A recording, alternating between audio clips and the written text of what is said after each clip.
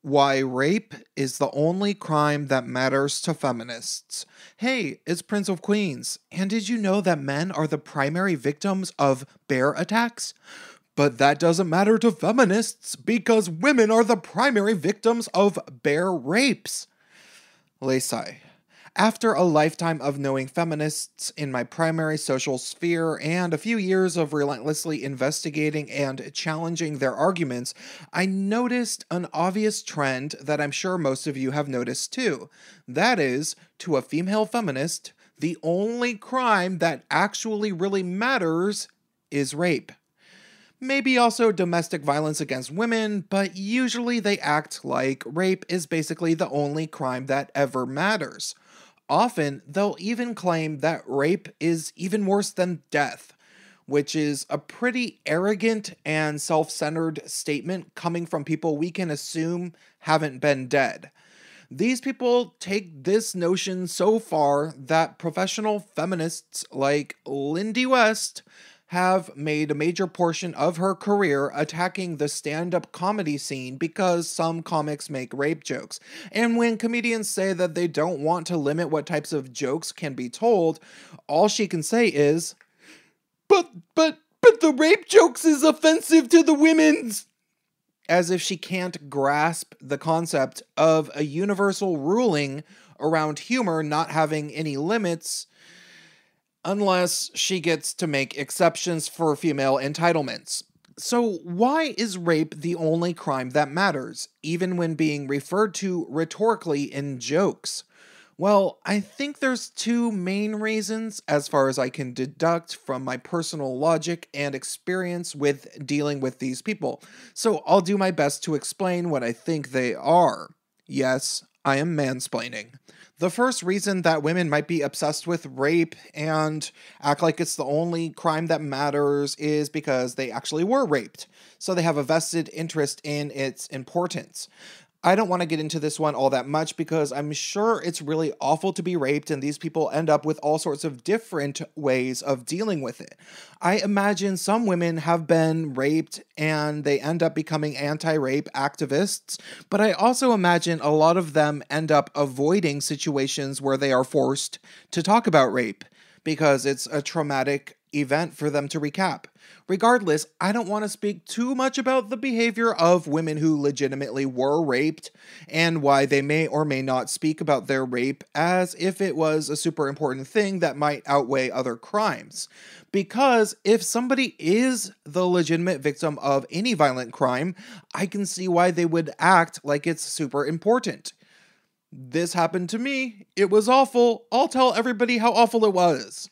The second reason that I can imagine that feminists would act like rape is the only crime that matters, which is probably the more common reason, is the simple urge to push the victim narrative in relation to women, basically claiming that women have it worse than men always because women get raped or live in fear of being raped.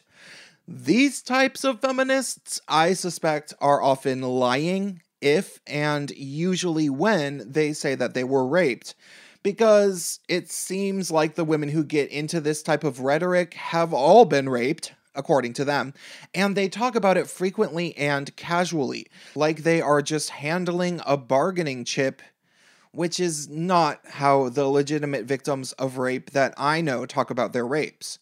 These people, these feminists, from the best of my understanding, are doing two things.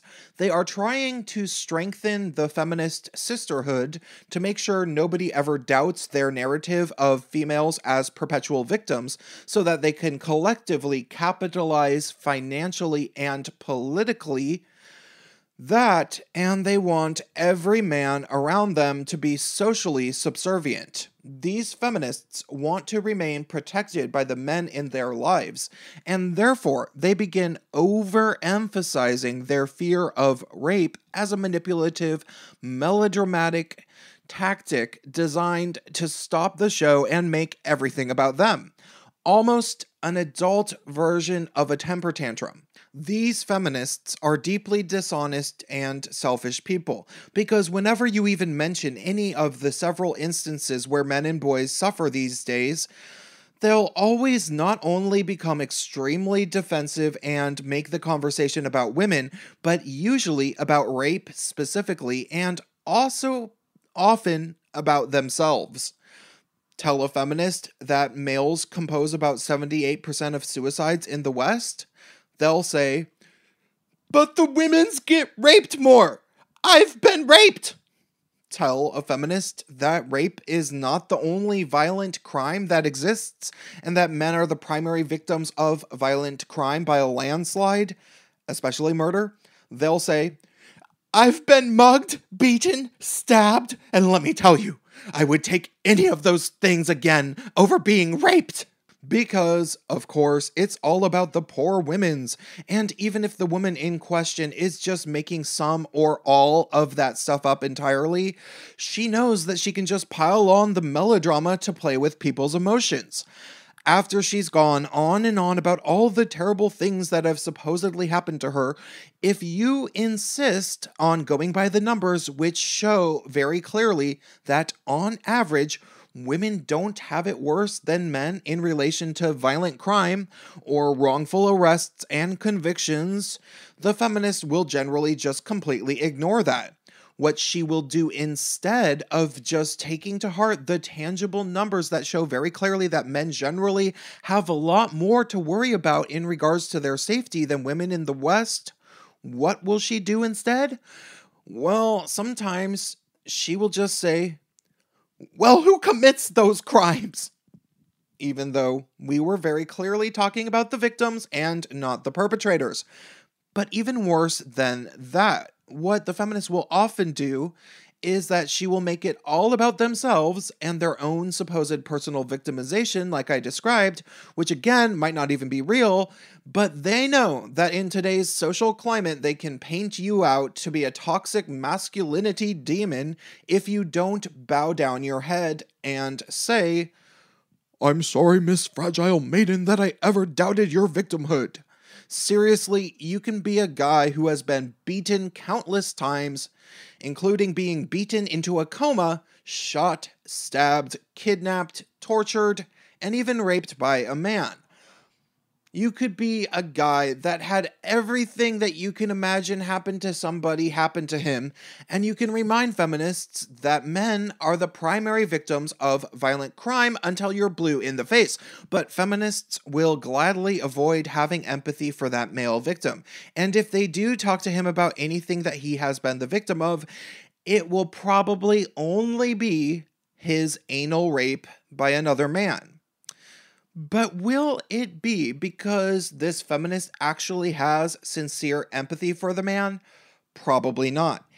In general, the only reason the feminist will want to talk about his anal rape would be to talk to him so that she can get him into potentially admitting that being raped is awful, so that she can say, "So you admit that rape is awful, and therefore women have it worse than men because women get raped more than men." I think that a lot of this comes from the fact that the vast majority of feminists come from super safe upper middle class backgrounds, where fearing for their physical safety was not even remotely on their radar for the most part. They never once got punched in the face by a girl at their high school, let alone a guy, of course, and if they did get punched by either, it would probably be a huge deal. So what I think is worth pondering is the idea that rape might just be the only thing that these women have ever learned to fear in regards to their physical safety.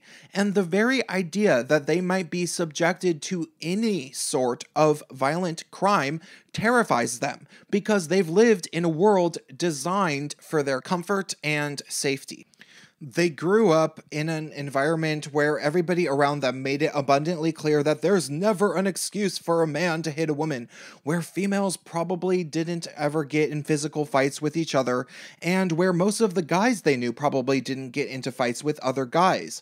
Unless they got jumped once at night at a gas station, but the feminists probably weren't there and didn't see it, and therefore could not imagine how that would feel to their male friends that got jumped. They cannot imagine real violence. It's never been a part of their lives. Most feminists have always felt that they had complete control over the safety of their surroundings, due to being generally teachers' pets who had the authorities on their side, and the fact that they've never actually been around violence against women because it was a complete taboo in their social surroundings for generations. When these feminists realize at some point in their lives that they actually can be raped and that the rapists are thinking to themselves, I don't fucking care about the rules, princess. I'm gonna rape you anyway. It blows their mind, and they hysterically commit themselves to stopping all rape because they want that feeling of control back again. They are the princess, remember? It's at this point where feminist propagandists in universities and media can get under their skin and make them think that rape is a lot more common than it really is, and that ends up opening a whole new can of worms. The feminist establishment has convinced a massive population of young people that it might be possible to end rapes with mandatory consent courses and listen and believe style sexual assault witch hunts. And these young feminist women want to believe in this lie that they can end all rape because they want that feeling of safety back that they had when they were a young princess in a rich suburb. But in reality, the myth that it might be possible to end all rape on the planet Earth is just the authoritarians wanting the power to indoctrinate students and have the ability to ruin the lives of anybody that they please at any moment. And they not only prey on the fears of young women, but they do their best to exacerbate these fears and convince women that they're being raped all the time. Rapes are just around the corner. Telling these women the whole time that they must fight rape at all costs. Because, again, rape is the only crime that matters. That's all I have to say for this video. Drop me a comment, help me out on Patreon if you want more from me, and stay tuned.